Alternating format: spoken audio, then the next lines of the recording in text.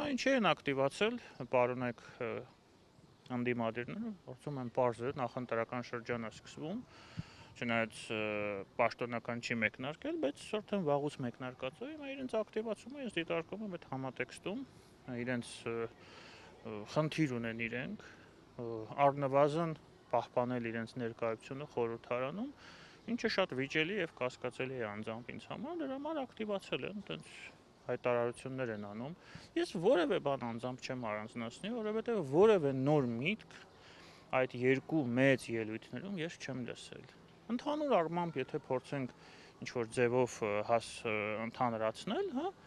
նրանք սուրբ են, նրանք մեղավոր չեն, նրանք որևէ սխալ չեն գործել այդ 20 տարվա ընթացքում, երբ որ նրանք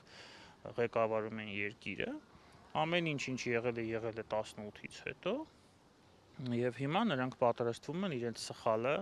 որ թույլ են տվել, որ 18-ից հետո լինի հեղափոխություն, ուղղել եւ ամեն ինչ լավ կլինի։ Որքանով է սա